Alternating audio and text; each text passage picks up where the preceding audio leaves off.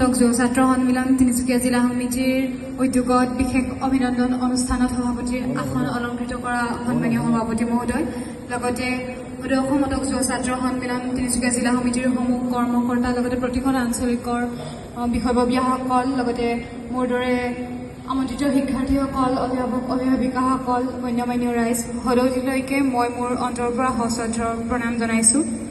পোনপ্ৰথমে মই মোৰ দুআষাৰৰ আৰম্ভণিতে মই অসম শতক যুৱ ছাত্ৰ সন্মিলন তিনিচুকীয়া জিলা সমিতিৰ এই সুন্দৰ প্ৰচেষ্টাক অন্তৰৰ পৰা শলাগ লৈছোঁ।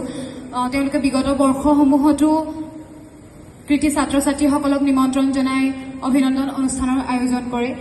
নিশ্চয়কৈ এই অনুষ্ঠানটোৱে মোৰ দৰে প্ৰতিজন ছাত্ৰ ছাত্ৰীক যথেষ্ট পৰিমাণে উৎসাহিত কৰে। আপোনালোকৰ এই মৰম, আশীৰ্বাদ আৰু এই উৎসাহ আপোনালোকে এই অনুষ্ঠানটো আয়োজন কৰি আমাক যেনেদৰে প্ৰদান কৰিছে, এইখিনিয়ে নিশ্চয়কৈ আমাৰ অনাগত জীৱনত দুটা খোজ আগলৈ দিবলৈ সহায়ক হয়। তাৰ বাবে আপোনালোক সদৌতিলৈকে মই মোৰ অন্তৰৰ পৰা অশেষ শ্ৰদ্ধা, ধন্যবাদ আৰু কৃতজ্ঞতা জ্ঞাপন কৰিছোঁ। মই এইবছৰ অৰ্থাৎ 2024 বৰ্ষৰ উচ্চতৰ মাধ্যমিক চূড়ান্ত পৰীক্ষাত ফিলবাৰী ছিনিয়ৰ ছেকেণ্ডেৰী স্কুলৰ পৰা 82% নম্বৰসহ উত্তীৰ্ণ হৈছোঁ।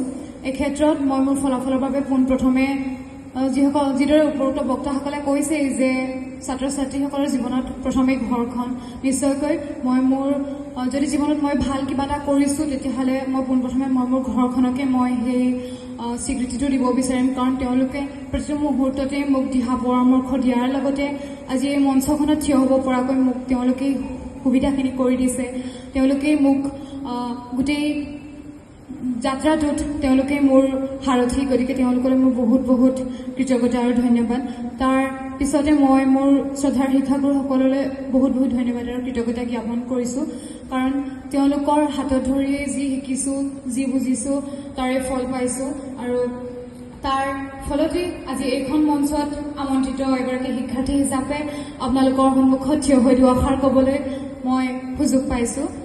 তাৰ লগে লগে আপোনালোকলৈ বহুত বহুত ধন্যবাদ, কাৰণ আমাৰ গোটেই জনগোষ্ঠীটোৰ সংগঠনসমূহে লগতে আপোনালোক সদৌতি ৰাইজে প্ৰতিটো মুহূৰ্ততে আমাৰ শিক্ষাৰ্থীসকলৰ প্ৰতি যি ধৰণৰ কাৰ্যসূচী তথা যি ধৰণৰ সুবিধা আপোনালোকে আমাক দিছে, তাৰ বাবে আমি আপোনালোকৰ ওচৰত কৃতজ্ঞ। অনাগত দিনতো আমি আপোনালোকৰ এই মৰম আশীষ সদায় কামনা কৰি যাম। আপোনালোকৰ মৰম আশীষ অবিহনে আমি জীৱনৰ সোণোৱালী বাট ৰচিব নোৱাৰোঁ। আপোনালোকক আমি অনাগত জীৱনত যিয়েই কাম নকৰোঁ কিয়, প্ৰত্যেকটো সময়তে আপোনালোকৰ সহায়, মৰম, আশীষ আমি বিচাৰিম। আমি আশা ৰাখিছোঁ আপোনালোকে সেই মৰম আমাক দিব, সেই সহায় আমাক কৰিব। যিহেতু আমি সকলোবোৰ নিজৰে মানুহ, ইয়াত কোনো পৰ নাই, আমি সকলোবোৰ নিজৰ মানুহ, নিজৰ এটা জনগোষ্ঠীৰে আমি বান্ধ খাই আছোঁ।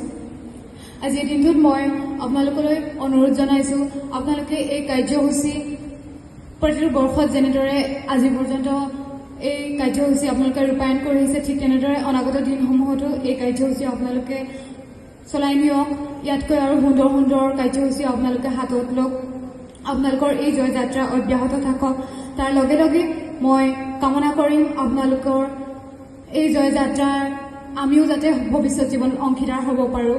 এইখন মঞ্চত যাতে আমিও পুনৰ আকৌ আপোনালোকৰ শাৰীতে থিয় হ'বহি পাৰোঁ, তাৰ বাবে আপোনালোকে আমাক সদায় সহায় সহযোগ কৰি যাওক। আমি যিদৰে নিজৰ সপোনক বাস্তৱিত কৰিবলৈ যত্ন কৰিছোঁ বা আমি অনাগত সময়ত আপোনালোকৰ মৰম সহায়ে বিচাৰিম, আপোনালোকৰ যি আমাৰ ওপৰত আস্থা ৰাখিছে তাক বাস্তৱিত কৰিবৰ বাবে, সেইখিনি আমি সদায় আপোনালোকৰ পৰা বিচাৰি যাম। নিশ্চয়কৈ আপোনালোকেও আমাক দিব। সদৌ শেষত ভালে থাকক প্ৰতিজন আপোন মানুহ। আপোনালোকৰ এই জয়যাত্ৰা অব্যাহত থাকক, তাৰে কামনা কৰি সকলোলৈকে পুনৰবাৰ শ্ৰদ্ধা জনাই মই মোৰ দুআষাৰ সামৰিছোঁ। ধন্যবাদ। ধন্যবাদ জ্ঞাপন কৰিছোঁ। আচলতে এনেধৰণেই আমাৰ জনগোষ্ঠীৰ ছাত্ৰ ছাত্ৰীসকল ভাল ধৰণে আগবাঢ়ি যাব লাগিব। এনেধৰণৰ বক্তব্যৰ দিয়াৰ ছাত্ৰ ছাত্ৰী খুব